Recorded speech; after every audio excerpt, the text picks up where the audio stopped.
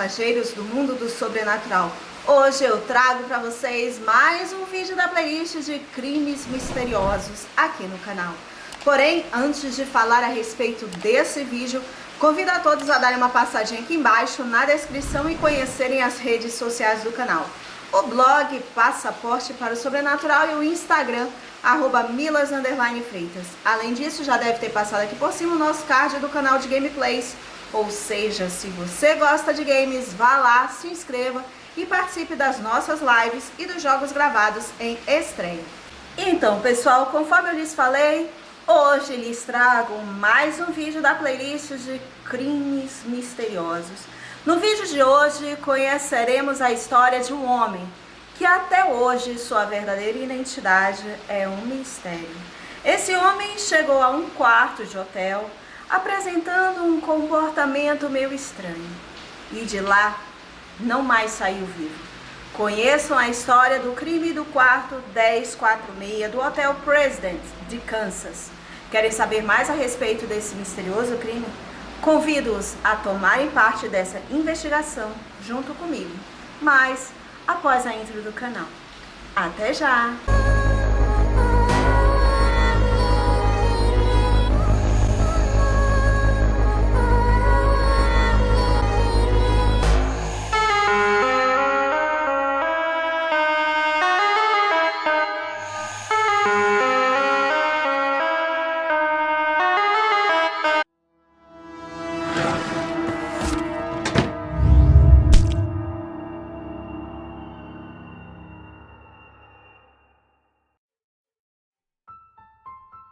Logo após a virada do ano, mais precisamente em 2 de janeiro de 1935, por volta das 13h20, um homem atravessou a entrada do President Hotel, situado na região central da cidade do Kansas, no Missouri. Ele carregava consigo um pente e uma escova de dentes apenas. Ele estava bem vestido em um terno preto, era um pouco corpulento, possuía orelhas livremente deformadas, como as de um boxeador, tinha uma cicatriz na face do lado esquerdo e aparentava ter mais de 25 anos. Conversando sobre amenidades, ele se identificou como Roland T. Owen durante o check-in e pediu um quarto, sem vista para a rua, tendo recebido a chave do quarto 1046, localizado no 10º andar do edifício. Essa foi a única vez que ele foi visto no saguão em toda a sua estadia. No dia seguinte, dia 3 de janeiro de 1935, por volta do meio-dia, horário em que a maioria dos hóspedes não se encontram em seus quartos de hotel e provavelmente passariam o dia inteiro fora, a camareira bateu à porta do quarto 1046 para poder limpá-lo. O quarto estava trancado, como se o hóspede tivesse saído. Quando ela abriu a porta, encontrou Roland sentado na cama ainda feita com o quarto numa penumbra, iluminado pela lâmpada do abajur, enquanto as persianas fechadas continham a claridade do sol do meio-dia. Mary falou que poderia retornar depois, mas Roland insistiu que ela ficasse. Segundo Mary, posteriormente em interrogatório para a polícia, ela disse que ele aparentava estar tenso e assustado. Enquanto ela limpava, o homem vestiu o casaco e pediu para que Mary deixasse a porta destrancada depois que terminasse, pois ele esperava que um amigo chegaria mais tarde. Ela concordou e assim o fez. Aqui eu abro um parênteses que até pode não ser tão relevante, já que não sabemos quanto tempo a camareira levou para limpar o quarto. Pois se o intervalo foi curto, como geralmente é, por que a porta estaria trancada quando ela entrou e ele pediu para que ela deixasse destrancada ao sair? Se já estava a esperar alguém, por que ela não estaria de logo destrancada? Fecha os parênteses. Às 16 horas, Mary retornou ao quarto 1046 para entregar toalhas limpas. A porta ainda estava destrancada, assim como havia deixado anteriormente. E no que entrou, encontrou com Roland, só que dessa vez ele estava deitado por de cima da cama ainda arrumada. Ele aparentava estar dormindo e havia um bilhete na mesa de cabeceira que dizia: "Dom, volto em 15 minutos. Aguarde." Afinal, quem seria Dom? No dia seguinte, 4 de janeiro, por volta das 10h30, Mary, ao se dirigir novamente ao quarto para fazer a limpeza, ela o encontrou trancado pelo lado de fora, como acontecia quando os hóspedes saíam. Então, ela abriu o quarto com a chave mestra. Porém, para espanto da camareira, Roland estava no interior do quarto, sentado numa cadeira no canto do cômodo, na escuridão. Durante a limpeza, o telefone do quarto tocou e Roland atendeu. Mary pôde ouvi-lo dizer: "Não, Dom, eu não quero comer, não estou com fome. Não, Dom, por favor, não quero." O que aparentava indicar que Roland se recusava a sair para comer. Mas quem estaria do outro lado da linha? Assim que desligou, após alguns segundos de silêncio, ele passou a interrogar Mary a respeito de como era o roteiro de suas funções, pedindo os seus horários e escalas. A mulher respondeu, apesar de achar ainda mais esquisito, uma vez que não havia um pingo de curiosidade no tom dele. Além disso, ele, durante a conversa, ainda se queixou do preço do hotel vizinho, assim como fez ao fazer check-in no hotel em que estava. Ao deixar o quarto, Mary percebeu que se a porta estava trancada pelo lado de fora quando ela chegou, alguém deveria ter trancado Roland dentro do quarto. Quando retornou mais tarde ao quarto 1046, no mesmo dia, para levar as toalhas limpas, ouviu duas vozes dentro do quarto de Roland, em vez de uma voz, como seria o provável. Quando ela anunciou que estava ali para deixar toalhas limpas, ela escutou uma voz alta mandando ela sair e dizendo que lá eles tinham toalhas suficientes. No entanto, Mary sabia que havia retirado todas as toalhas do quarto durante sua visita pela manhã. Mas, ainda assim, Mary deixou os dois homens sozinhos, sem querer se intrometer no que era claramente uma conversa confidencial, e também ela não queria ter problemas. Na manhã do dia 5 de janeiro, às 8h30, a recepção do hotel percebeu que o telefone do quarto 1046 estivera fora do gancho desde o início da noite. Imaginando que fosse um descuido, um mensageiro subiu para verificar e notou que a porta estava trancada com uma placa de "Não perturbe" pendurada na maçaneta. Após bater na porta e não obter resposta, o mensageiro usou a chave mestra para entrar no quarto e viu Roland deitado na cama, totalmente e aparentemente bêbado. Sem querer se intrometer, o mensageiro simplesmente colocou o telefone de volta no gancho e saiu, trancando a porta. Para sua surpresa, 1 hora depois, a recepção notou que o telefone do quarto estava novamente fora do gancho. Desta vez, quando o mensageiro abriu a porta, ele se deparou com uma imagem assustadora. Roland tinha sido amarrado no canto da sala, com a cabeça entre as mãos, e havia recebido várias facadas. As toalhas e as paredes estavam sujas de sangue. Aterrorizado, o mensageiro ligou para a polícia, que chegou em poucos minutos, e ainda conseguiram encontrar Roland em seus últimos suspiros. E quando indagado sobre quem havia feito aquilo, ele respondeu: "Ninguém." E completou dizendo que havia caído contra a banheira e que não tentou se suicidar. Roland perdeu a consciência e morreu antes de ser hospitalizado. Os médicos descobriram que ele havia sido torturado violentamente. Além das facadas, ele também tinha um pulmão perfurado e o crânio fraturado. Quando os investigadores vasculharam o quarto na busca de evidências, a situação ficou ainda mais sinistra. Não havia roupa deixada no cômodo e os produtos de limpeza também fornecidos pelo hotel não estavam lá, como sabão e pasta de dente. Tudo havia sumido. A arma do crime não foi localizada, nem havia marcas de pegada. A única coisa que os detetives descobriram foram 4 pequenas impressões digitais no telefone, mas elas nunca foram identificadas. Os únicos elementos retirados da cena do crime foram uma gravata, um grampo de cabelo, um cigarro queimado e um pequeno frasco de ácido sulfúrico diluído e um copo de água quebrado sobre a pia. O caso ficou ainda mais bizarro quando os detetives descobriram que Roland T. Owen, na verdade, nunca existiu. Não havia nenhum registro que pudesse sugerir que tal homem vivia em qualquer lugar dos Estados Unidos. Pouco tempo depois, o hotel vizinho, pelo qual Holland havia se queixado dos preços, emitiu um comunicado dizendo que um homem, que correspondia à descrição fornecida pela polícia, tinha se hospedado no hotel no dia 1º de janeiro. Ele havia se registrado sob o nome de Eugene K. Scott.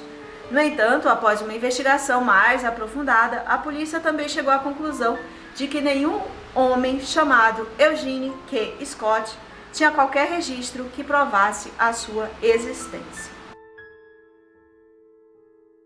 Incapaz de entender o caso, a polícia fez circular a fotografia do homem, esperando que alguém pudesse reconhecer. Um taxista chamado Robert Lane viu essa fotografia no jornal e disse que havia encontrado com o sujeito no dia 3 de janeiro. Ele não tinha dúvidas de que era o mesmo homem. Lembrava dele ser forte, alto e ter aquela cicatriz. Vestia um sobretudo preto, mas quando entrou no táxi, Lane percebeu algo estranho. O homem não estava vestindo nada abaixo do sobretudo. Ele batia o queixo de frio e tentava esquentar as mãos esfregando uma na outra. Quando perguntou o que estava acontecendo, ele apenas fez sinal para que dirigisse. O passageiro pediu para ser levado até a Alameda Fenton, que ficava a apenas 4 quadras do hotel. Ele desceu e pediu que Lane o buscasse dali a 2 horas no mesmo local. Lane não o fez.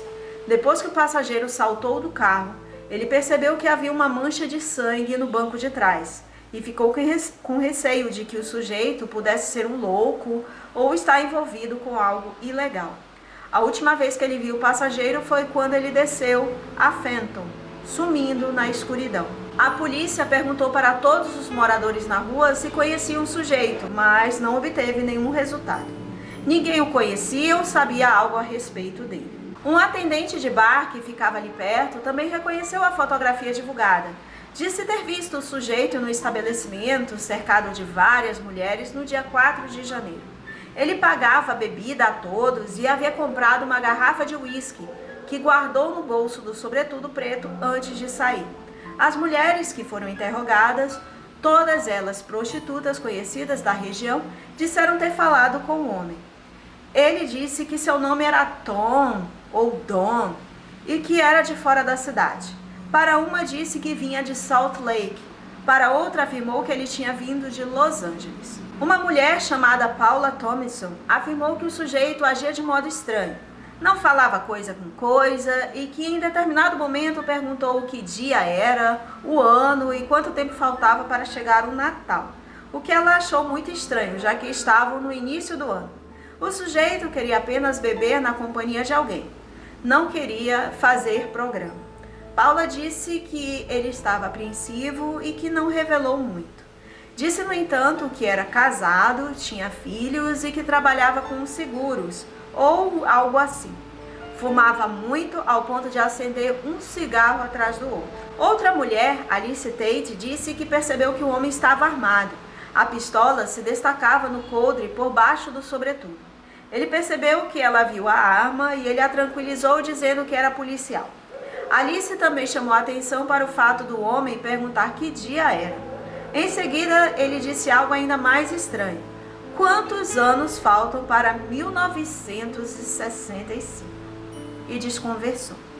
Bem estranhas essas perguntas quanto ao fato de ele desconhecer a data e ano, sendo que, a depender do momento em que houve o encontro, fariam poucos dias para o fim do ano ou haviam se passado poucos dias do início do ano.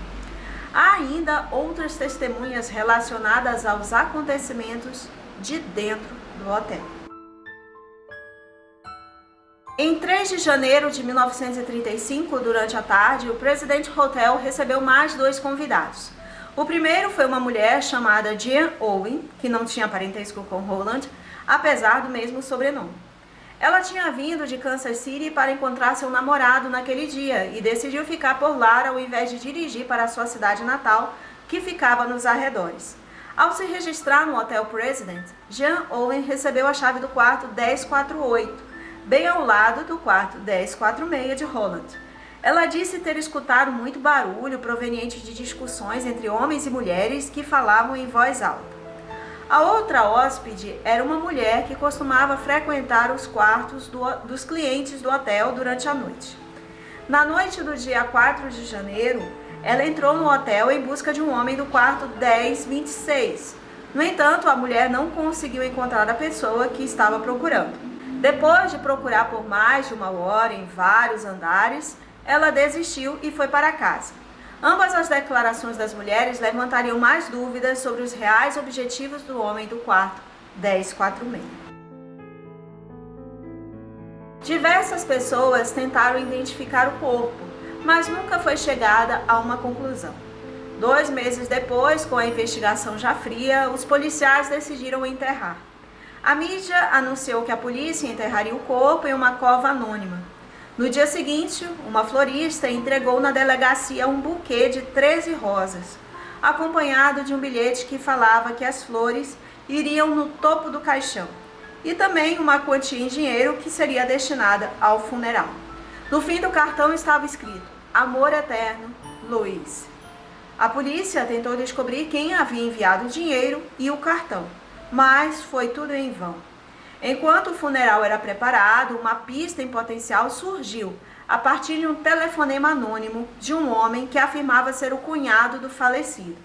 A pessoa não quis se identificar, mas disse que a polícia estava seguindo o rastro errado. Quando a telefonista pediu mais informações, ele teria dito: "Vocês não sabem de nada", e desligou. Durante o funeral, a polícia ficou atenta, mas não apareceu nenhum amigo ou parente do falecido, embora uma coroa de flores com as palavras Amor Eterno Luiz tenha sido enviada. A polícia tentou traçar a identidade do homem sem sucesso. Buscou também uma identificação de quem poderia ser o homem com quem ele havia conversado pelo telefone. Todos os números discados pela telefonista estavam desconectados. Todas essas pistas e indícios bizarros levaram as autoridades a se deparar com um mistério de difícil solução. Não sabiam quem era a vítima, o que ele fazia, de onde vinha, nem quem o havia visitado e como ele acabara morto. Para todos os efeitos, não tinham a menor ideia de quem também poderia ser o assassino. Owen foi eventualmente enterrado no Memorial Park Cemetery. A cerimônia paga pela misteriosa carta anônima que chegou ao jornal. A trilha começou a esfriar e a polícia não tinha muito com que trabalhar sobre o caso. Em 1936, uma mulher que se identificou como Eleanor Ogletree, de Birmingham, Alabama, entrou em contato com a polícia do Missouri. A mulher dizia ter visto a fotografia de Owen e lido um artigo numa revista a respeito do caso em Kansas City. Ela imediatamente reconheceu a imagem como sendo de seu irmão Artemus, que havia desaparecido. De acordo com a mulher, ele havia sumido em 1934 sob estranhas circunstâncias. Artemus, ou alguém se passando por ele, havia enviado uma série de estranhas cartas para sua mãe, Ruby Ogletree, todas elas datilografadas. As cartas falavam de um trabalho misterioso sobre o qual ele não podia revelar detalhes. A carta final afirmava que ele planejava visitar a Europa. Outra pista também ligava o misterioso hóspede ao tal Artemus Ogletree. Uma ligação anônima de um homem chamado Jordan identificava o morto como Artemus e dizia que este havia salvado sua vida no Cairo, Egito, em 1930. Mais estranho ainda, a polícia recebeu dessa testemunha uma carta com fotos de Ogletree nas pirâmides do Egito. A semelhança entre Artemus e o misterioso Roland T. Owen eram impressionantes. Até mesmo a enorme cicatriz na face era idêntica à que se podia ver nas fotografias.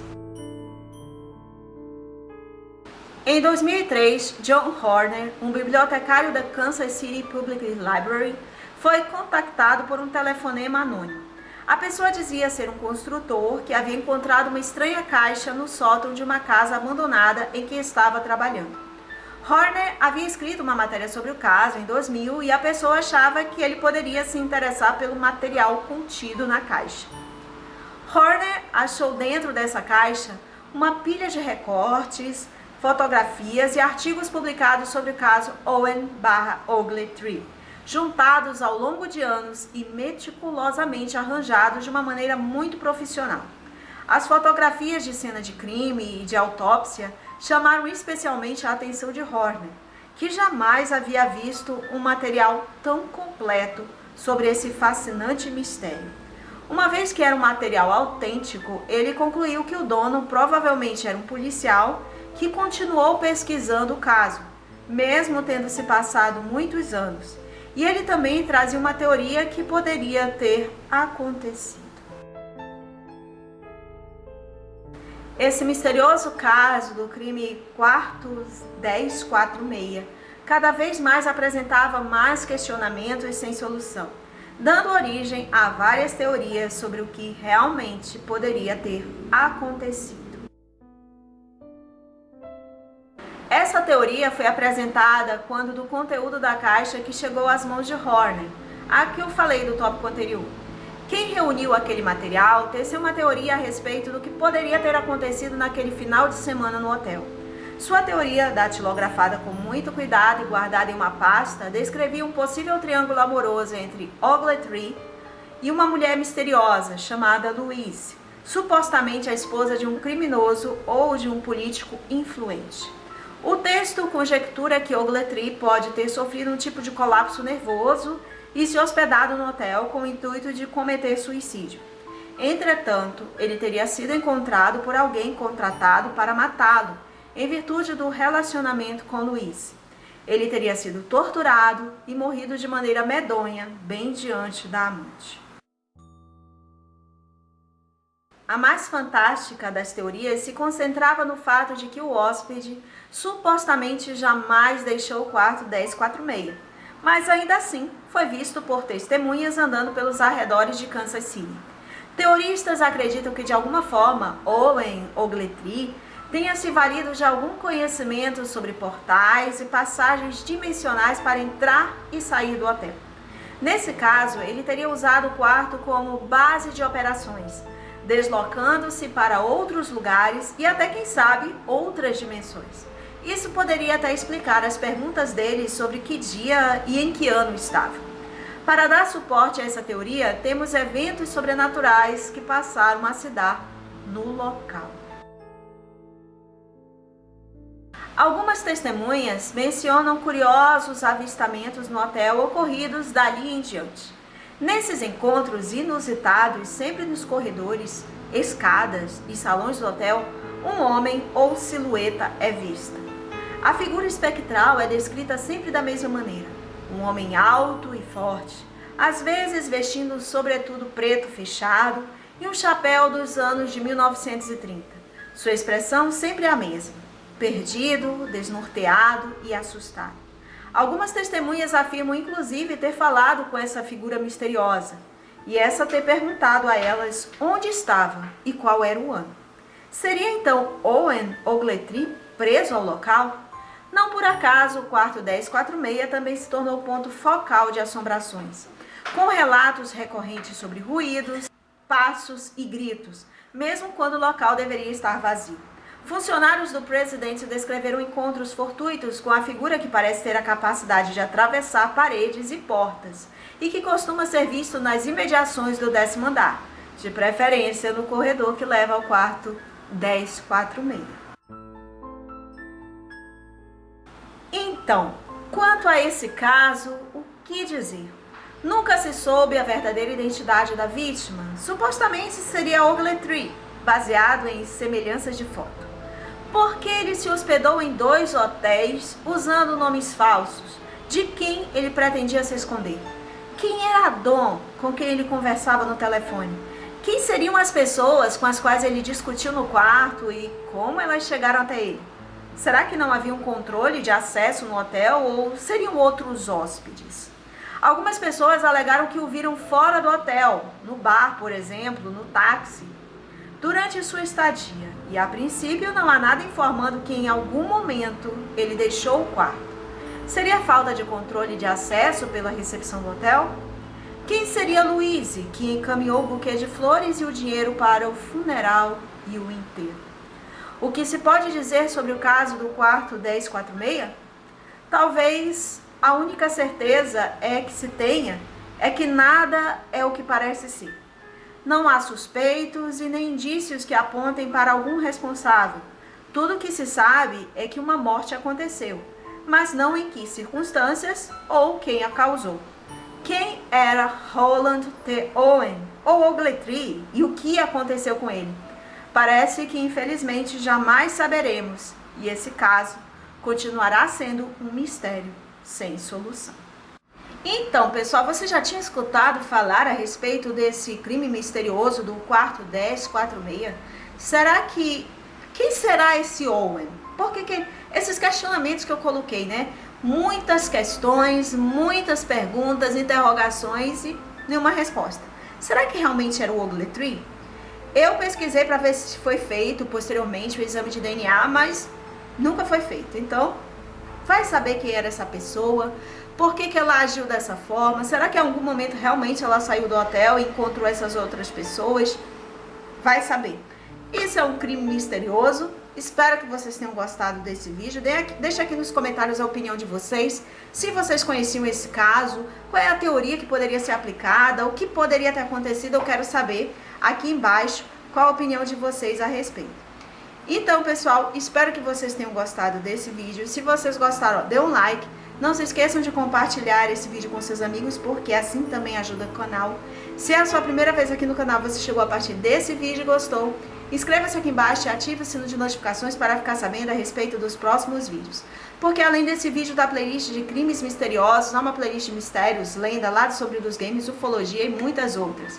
E há duas playlists em que há a participação de vocês, a participação dos inscritos.